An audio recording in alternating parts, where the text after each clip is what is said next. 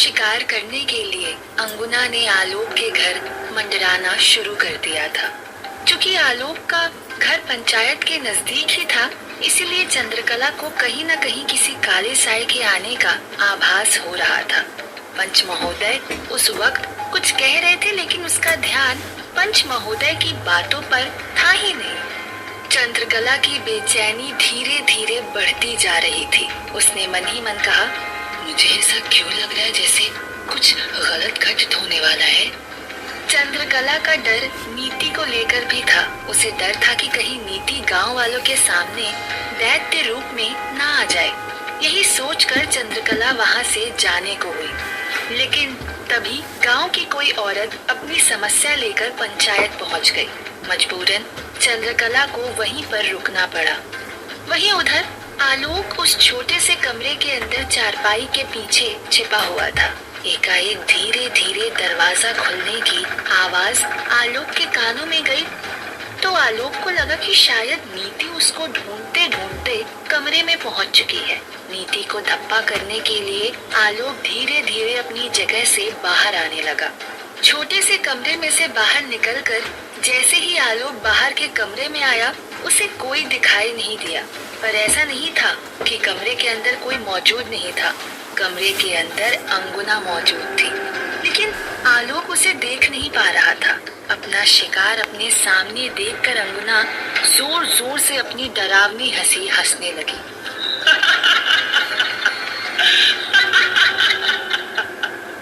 पर आलोक को जब कोई दिखाई नहीं दिया तो वो थोड़ा चिंतित हो गया कि जब दरवाजा खुला हुआ है तो फिर नीति कहाँ चली गई। आलोक ये सब सोच ही रहा था कि तभी नीति ने पीछे से आकर आलोक को जोर से धप्पा दे दिया। धप्पा! अचानक लगे इस धप्पे की वजह से आलोक बहुत ज्यादा डर गया। उसने देखा कि नीति तो अभी अभी कमरे के अंदर प्रवेश हुई है। ये देख आलोक ने डरते हुए नीति से पूछा, नीति अगर तुम अभी कमरे के अंदर आई हो तो फिर अभी थोड़ी देर पहले कमरे के अंदर कौन आया था? जवाब में नीति ने कहा, मेरा भूत। नीति ने हंसते हुए आलोक से आगे कहा, जाओ जाओ, अब बहाने मत बनाओ। अब मैं छुपूंगी और तुम मुझे ढूंढोगे। आलोक ने हामी भरी और डरते हुए बाहर की तरफ निकल गया। आलोक दीवार के पास जाकर आंखें बंद करके गिनती करने लगा। तभी अचानक से एक हाथ आलोक के कंधे पर आकर ठहर गया। आलोक एकदम से चौंक गया और झटके से पीछे मुड़ा तो देखा कि पीछे तो कोई नहीं था। आलोक ने डरते हुए दबे गले से आवाज लगाई, कौन है? पर सामने से कोई जवाब नहीं आया। उसे लगा कि शायद उसका वहम है। हिम्मत करके आलोक नीति को घर के अंदर ढूंढने लगा। ढूंढते ढूंढते आलोक वापस उसी कमरे में पहुंच गया, पर जैसे ही आलोक उस कमरे में प्रवेश हुआ, पीछे से उस कमरे का दरवाजा झटके से खुल गया। इस बार आलोक बहुत ज्यादा डर गया और जोर जोर से दरवाजा पीटने लगा। खोलो, खोलो, कोई है? कोई और तो नहीं, लेकिन कमरे के अंदर अंगुना भी मौजूद थी, जो जोर जोर से हंसे जा रही थी। दरअसल बहुत समय से अंगुना ने सिर्फ तबाही ही मचाई थी, पर आज बहुत समय बाद ऐसा कोई शिकार करने जा रही थी, इसीलिए अंगुना इसका पूरा आनंद उठाना चाहती थी।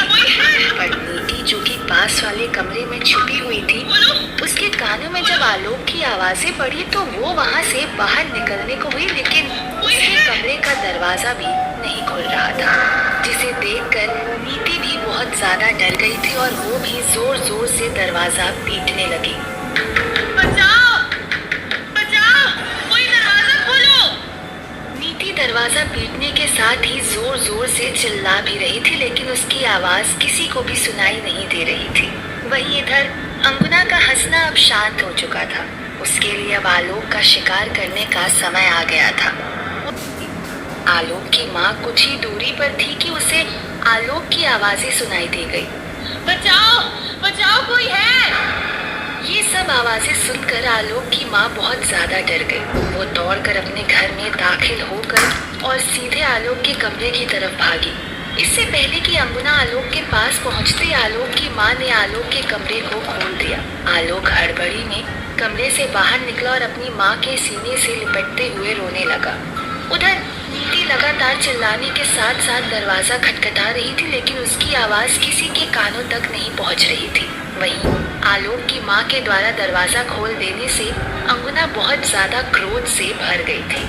जैसे ही आलोक और आलोक की माँ वहाँ से जाने लगे, वैसे ही अंगुना कमरे से बाहर आई और आलोक की माँ को हवा में ही पीछे से धक्का दे दिया। आलोक की माँ दूर दीवार से जा टकराई। ये देख आलोक भी काफी ज्यादा डर गया और दौड़कर अपनी माँ के पास जाने को हुआ, पर अंगुना ने उससे पहले ही उसे पीछे गर्दन से पकड़ लिया। एक अदृश्य हाथ से पकड़े जाने की वजह से आलोक की माँ डर के मारे जोर जोर से चिल्लाने लगी, बचाओ बचाओ। ये देख अंगुना को और ज्यादा गुस्सा आया। उसने अपना दूसरा हाथ आगे की तरफ बढ़ाया और दूर से उसे इस तरह मोड़ा कि आलोक की माँ की जीभ लपेटे खा गई, जिससे अब आलोक की माँ के गले से आवाज भी नहीं निकल रही थी। ये देख जब आलोक की माँ आलोक की तरफ भागने को हुई तो अंगुना ने अपनी काली शक्ति से उसके आगे एक अग्नि की रेखा खींच दी। अब आलोक की माँ ना ही आगे बढ़ पा रही थी, ना ही चिल्लाकर किसी को बुला पा रही थी। अब तो उसके पीछे सिर्फ दीवार रह गई थी, जिसे फांद कर वो घर के बाहर कूद कर जा सकती थी। आलोक के माँ ने वैसा ही किया, जैसे तैसे दीवार पर चढ़ी और दूसरी तरफ कूद गई। अंगुना का ध्यान अब आलोक के ऊपर था, इसीलिए उसने आलोक की माँ की तरफ नहीं देखा कि वो बाहर जा चुकी है। अंगुना ने अब आलोक को पीछे से छोड़कर आगे गर्दन से पकड़ लिया था और ऊपर हवा में उठा लिया। अब धीरे धीरे अंगुना के हाथों के नाखून बढ़ने लगे थे। आलोक का अब दम घुटने लगा था। वो समझ गया था कि उसकी मौत अब बिल्कुल नजदीक है। पर कहते हैं ना, जब मौत बिल्कुल सामने होती है, हमारा दिमाग अपनी जान बचाने के लिए उस वक्त सबसे तेज चल रहा होता है। आलोक भले ही अंगुना को नहीं देख पा रहा था, लेकिन जिस तरह से अंगुना ने उसे पकड़े हुए था, वो समझ गया था कि ये जो भी काला साया है वो ठीक उसके सामने है। यही सोचते हुए आलोक ने अपने गले में पहनी हुई हनुमान जी की फोटो निकाली और उसे अंगुना के ठीक सामने कर दी। अचानक हनुमान जी की मूर्ति से निकले तेज की वजह से अंगुना को एक झटका सा महसूस हुआ। उसके हाथ की पकड़ ढीली पड़ गई और आलोक नीचे जमीन पर गिर पड़ा। आलोक के लिए यही मौका था वहां से भागने का। इससे पहले कि अंगुना संभल पाती, अंगुना ने जो आग की रेखा खींची थी, आलोक उछलकर उस रेखा के दूसरी तरफ कूद गया। जब अंगुना ने ये देखा तो वो गुस्से में झल्ला गई, क्योंकि अंगुना ने आलोक की माँ को रोकने के लिए वो आग जला तो दी थी, लेकिन एक काले साए के लिए आग को पार करना और ज्यादा मुश्किल होता है। अंगुना अपने मंत्रों की मदद से उस आग को बुझाने में लग गई। तब तक आलोक उछलकर दीवार पर चढ़ने की कोशिश कर रहा था। वहीं उधर आलोक की माँ बाहर जाकर लोगों को बताने की कोशिश कर रही थी, लेकिन उसकी जुबान से शब्द नहीं निकल पा रहे थे।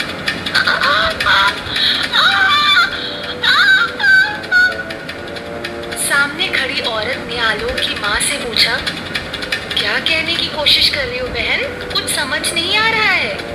आलोक की माँ हाथ के इशारे से भी समझाने की कोशिश कर रही थी कि उसके घर में कुछ हुआ है, पर फिर भी किसी को कुछ समझ नहीं आ रहा था। वहीं से कुछ ही दूर पर पंचायत भी थी।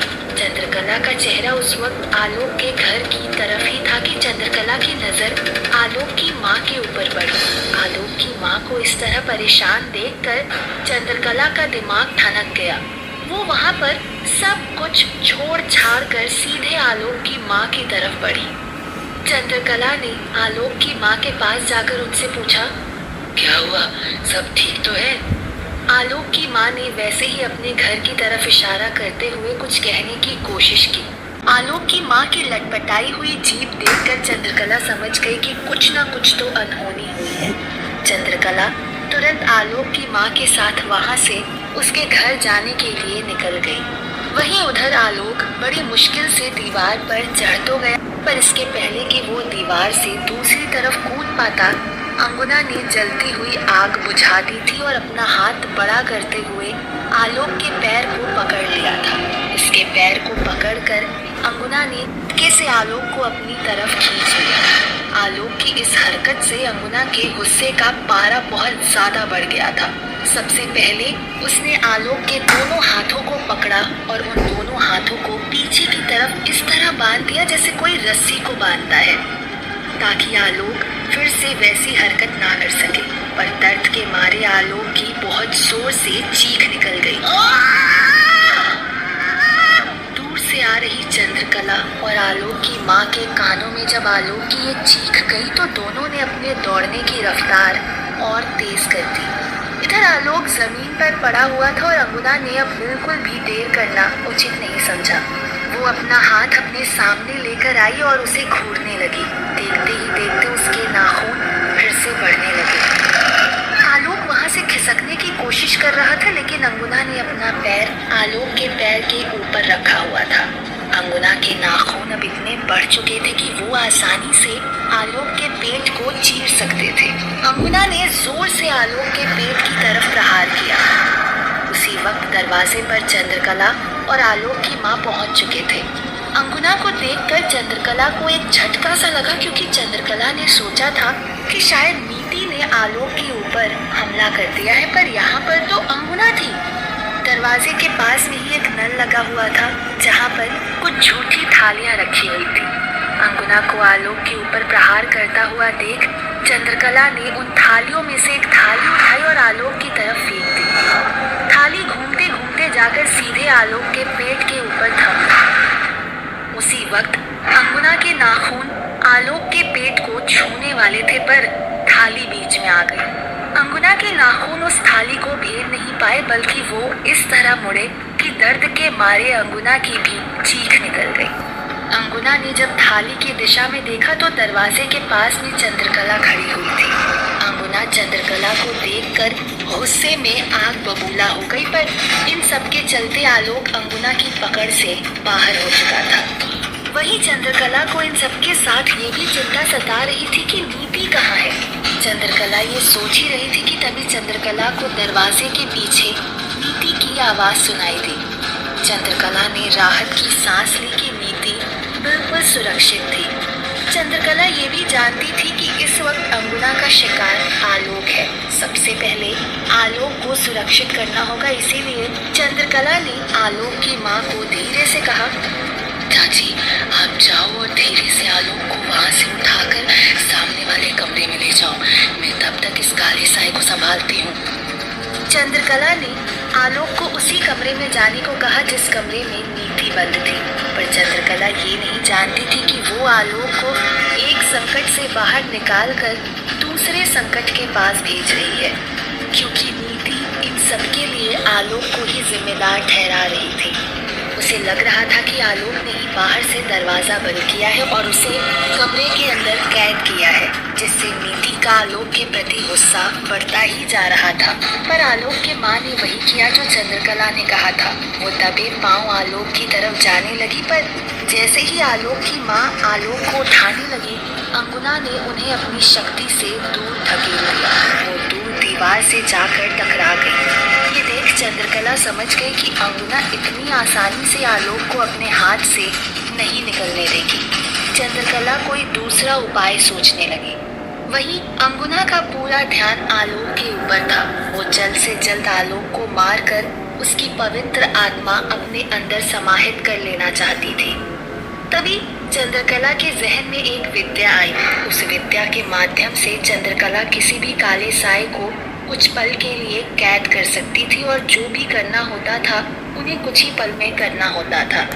इसी विद्या को आजमाने के लिए चंद्रकला ने अपने गले में से एक लाल धागा खोला और उसे दोनों सिरों से जोड़कर एक गोलाकार आकृति बनाकर मन ही मन मंत्रोच्चार करने लगी। और उधर अंगुना ने आलोक की छाती के ऊपर बैठकर उसका गला घोंटना शुरू कर दिया।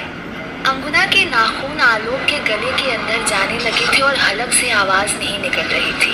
अंगुना आलोक के गले को कुचलकर उसके शरीर के दो हिस्से करने ही वाली थी कि तभी चंद्रकला ने आलोक की माँ को चिल्लाकर कहा, हमारे पास ज्यादा समय नहीं होगा।